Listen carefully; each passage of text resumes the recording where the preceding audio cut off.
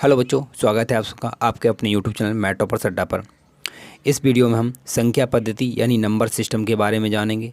ये video class 9th और class 10th के लिए दोनों के लिए है और इम्पॉर्टेंट वीडियो है। हाँ, अगर आप किसी कंपटीशन एग्ज़ाम की तैयारी कर रहे हैं तब भी आपके लिए ज़रूरी है, क्योंकि इस वीडियो में हमने जितने भी टॉपिक होते हैं, जितने भी क्वेश्चन पूछे जा सकते हैं नंबर सिस्टम से, सारे क्लियर करा दिए हैं। सारे डाउट क्लियर हो जाएंगे। हाँ, अगर आपका कोई डाउट बचता है तो कमेंट बॉक्स में ज़रूर लिखिए, उसके लिए मैं एक सेपरेट वीडियो बना दूंगा आपके लिए। ठीक है, तो सबसे पहले हम समझते हैं कि नंबर सिस्टम क्या होता है और इसमें कितने प्रकार की संख्याएँ होती हैं। और बहुत कुछ है इस वीडियो में, आपको कुछ चीज़ें आती भी होंगी और कुछ ऐसी भी हैं जो नहीं भी आती होंगी। बहुत कुछ सीखेंगे इस वीडियो में। तो चलिए, वीडियो में आगे बढ़ने से पहले मैं कहना चाहता हूं, अगर आप चैनल पर नए हैं तो प्लीज़ चैनल को सब्सक्राइब जरूर कर लीजिए और वीडियो को लाइक और शेयर जरूर करें। तो आइए सबसे पहले हम देख लेते हैं प्राकृतिक संख्याएं यानी नेचुरल नंबर। अब नेचुरल नंबर क्या होता है? जो एक से स्टार्ट होता है, यानी जो 1 से स्टार्ट होते हैं, यानी कि 1, 2, 3, 4 डॉट डॉट डॉट 1000, 2000, 10,000 मतलब अनंत तक जाते हैं। ठीक है, तो ये प्राकृतिक संख्याएं होती। इसे हम एन से प्रदर्शित करते हैं, यानी एन से डिनोट करते हैं। ये आपको अच्छे से आना चाहिए। उसके बाद आता है आपका पूर्ण संख्याएं यानी होल नंबर। अब जो होल नंबर यानी पूर्ण संख्याएं होती हैं उसे हम डब्ल्यू से प्रदर्शित करते हैं। ठीक है, और ये जो संख्याएं होती हैं वो 0 से स्टार्ट होती हैं, जैसे कि 0, 1, 2, 3, 4, 5 डॉट डॉट ऐसे। ठीक है, अब तीसरी जो है वो हमारी संख्या होती है पूर्णांक संख्याएं, यानी इंग्लिश में बोलते हैं इंटीजर नंबर। ठीक है, इन्हें हम जेड से प्रदर्शित करते हैं।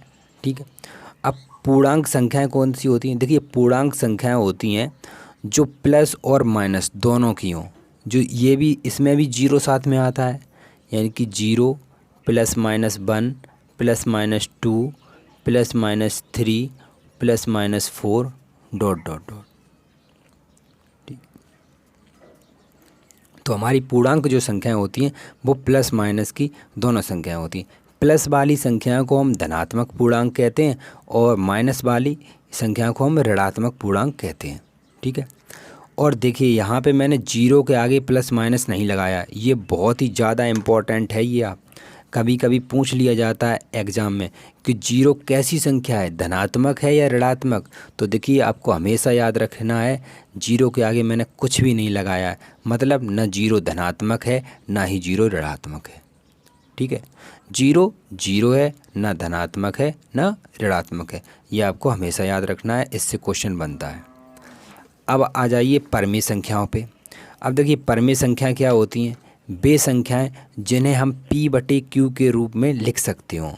P/Q का रूप ऐसा इस प्रकार P/Q, किसी किसी बुक में A/B का रूप लिखा होता है। P/Q मतलब अंश बटे हर, इस रूप में, जहाँ पे आपका जो Q होता है वो नॉट इजकल टू 0 होता है। ठीक है, नहीं समझ में आया तो मैं देखिए एग्जाम्पल बताता हूँ। जैसे आपने भिन्न तो पढ़ी होगी, 1/3 ये परमेय संख्या है, -4/3 परमेय संख्या है। ठीक है, ये ऊपर को हम P मानेंगे, नीचे को Q। ठीक है, और जहाँ पे ये नीचे वाला नंबर है वो कभी 0 नहीं होगा। ऐसा नहीं लिख सकते कि हम 1/0 परमेय संख्या, नहीं, ये परमेय संख्या नहीं होगी। ठीक है, अब देखिए, ये 3 भी एक परमेय संख्या है। अब कैसे है? क्योंकि हम 3 के नीचे 1 लिख सकते हैं, तो ये एक परमेय संख्या है। आप ऐसे समझ लीजिए, जितनी भी आपने पूरी अभी संख्याएं पढ़ी हैं, natural number, whole number, integer, पूर्णांक, जो जितने भी नंबर पढ़े हैं, अगर सारे नंबर को हम मिला दें तो वो हमारी परमेय संख्याएं बन जाती हैं। ठीक है, परमेय संख्या यानी रेशनल नंबर, इसे हम Q से डिनोट करते हैं। सारे नंबर परमेय संख्याएं होती हैं, अपरमेय संख्या को छोड़ते। अब देखिए, अपरमेय संख्याएं क्या होती हैं? अपरमेय संख्याएं होती हैं यानी इर्रेशनल नंबर। अपरमेय संख्या की सबसे अच्छी पहचान है वे संख्याएं जो रूट के अंदर होती हैं, जो रूट से कभी बाहर ना निकल सकें, जैसे √2, √3, और सबसे ज़्यादा इम्पोर्टेंट बच्चे, पाई। पाई एक परमेय संख्या है, वो पाई एक अपरमेय संख्या है, अपरिमेय। ठीक है, ये अपरिमेय संख्या है, ये आपको याद रखना है, ये अपरिमेय है। लेकिन जब हम पाई का मान कभी कभी कह देते हैं कि 22/7, ये पाई का मान 22/7 नहीं होता है, पाई अपरमेय है, और जबकि पाई 22/7 परमेय है। ये आपको याद रखना है, ये एग्ज़ाम में सबसे ज़्यादा पूछा जाता है और कई सारे बच्चे क्लास 10th और क्लास 12th दोनों पार कर जाते हैं, पास आउट हो जाते हैं, लेकिन उसके बाद भी उन्हें ये नहीं पता होता है कि पाई अपरमेय है या 22/7 परमेय है। ठीक है, ये इससे क्वेश्चन बनता है 100%। ठीक है, तो पाई अपरमेय है और 22/7 परमेय है। उसके बाद अगर मैं यहाँ पर लिख दूँ कि √4 कैसी संख्या है, तो आप क्या कहेंगे? देखिए, √4 एक परमेय संख्या है, अपरमेय नहीं है, क्योंकि ये रूट से बाहर निकल आएगी, क्योंकि हम 4 को लिख सकते हैं 2 गुणा 2, तो इसमें जो पेयर बनना है वो बाहर आ गया, तो इसका आंसर आएगा 2। ठीक है, तो क्या हम कहेंगे कि √4 एक परमेय संख्या है।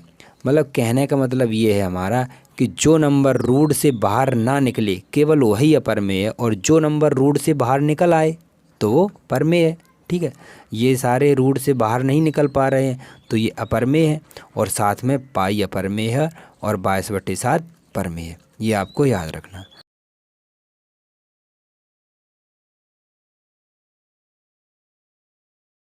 अभाज्य संख्या क्या होती हैं? वे संख्याएं जो खुद से ही खुद के पहाड़े यानी खुद के ही टेबल से डिवाइड हों, केवल स्वयं की संख्या से ही डिवाइड हों।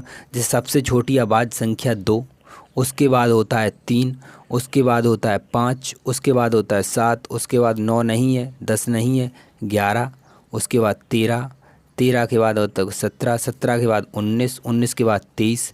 ये सारी अभाज्य संख्याएं हैं। अब इनकी क्या पहचान होती है, इनकी सही डेफिनेशन क्या है? ऐसे आप नहीं पहचान सकते।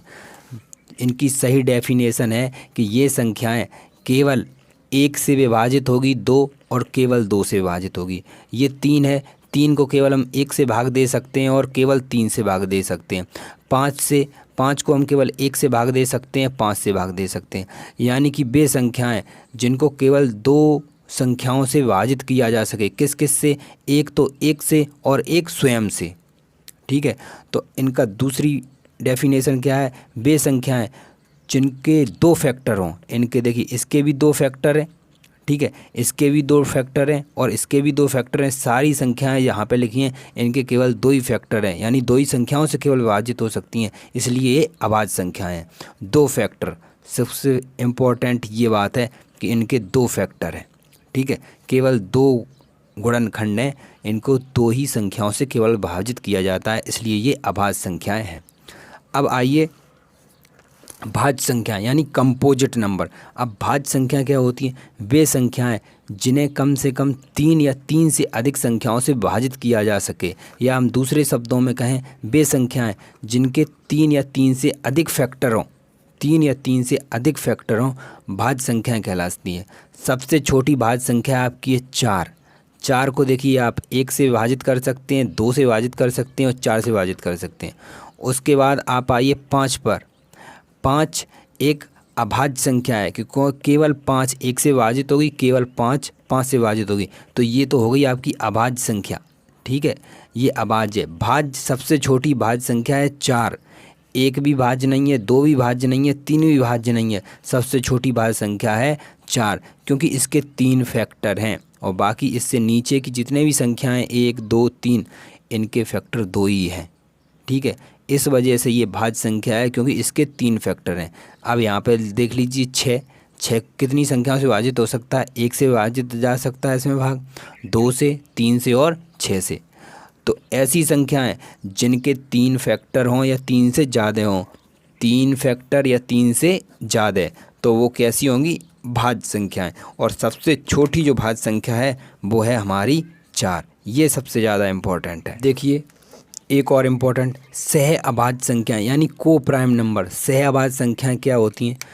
2 ऐसी संख्याएं, ऐसी 2 संख्याएं जिनका HCF 1 हो, जिनका HCF 1 हो, सह अभाज्य संख्याएं कहलाती हैं।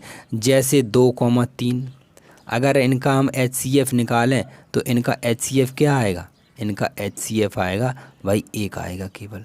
HCF ओवेनिस्ट common factor, highest common factor, इन दोनों में क्या कॉमन आ रहा? कुछ भी कॉमन आ रहा नहीं, आ रहा, केवल 1 आ रहा। अगर जैसे 3 और 5 ये भी एक सहअभाज्य संख्या क्योंकि इनका HCF 10 और 11 ये भी अभाज्य संख्या है, और 21 उसके बाद हम क्या लें 10 ये भी अभाज्य संख्या है, क्योंकि देखिए इनमें कुछ भी कॉमन नहीं आ रहा है। यहाँ इनका HCF इन ये जितने भी हमने दो, सह का मतलब होता है पेयर, यानी कि हमने दो संख्याएं लिखी, दो संख्याएं ली। अब इन सभी का हमने जब HCF आप निकालेंगे, ठीक है, मासा निकालेंगे, तो इनका जो मासा यानी HCF आएगा वो सभी का HCF 1 आएगा। तो ऐसे दो नंबर जिनका HCF 1 आए तो आपकी क्या होती हैं, सहअभाज्य संख्याएं। ठीक है, ये आपकी सहअभाज्य संख्या हो गई। अब आ जाइए सम संख्याएं यानी इवन नंबर। अब सम संख्याएं क्या होती हैं? सम संख्याएं वे संख्याएं होती हैं जो 2 से विभाजित हों, यानी कि 2, 4, 6, 8, 10, 12, ये तो आप अच्छे से जानते हैं। विषम संख्याएं वो संख्या जो 2 से विभाजित ना हो, यानी कि 1, 3, 5, 7, 9 ... ये हमारी विषम संख्या यानी ऑड नंबर हो गए। आइए अब और जान लेते हैं कुछ इम्पोर्टेंट। अब देखिए संख्या पद्धति से कुछ इम्पोर्टेंट क्वेश्चन बनते हैं, वो हम इम्पोर्टेंट क्वेश्चन आपको करा रहे हैं। सबसे छोटी सम संख्या, देखिए सबसे छोटी सम संख्या आपकी होती है 2 भाई। ठीक है, सबसे छोटी संख्या क्या होती है? 2। सबसे छोटी विषम संख्या, देखिए सबसे छोटी विषम संख्या 1 होती है। ठीक है, सबसे छोटी सम अभाज्य संख्या बहुत ही ज़्यादा इम्पोर्टेंट और कई सारे एग्जाम में पूछा जा चुका है ये।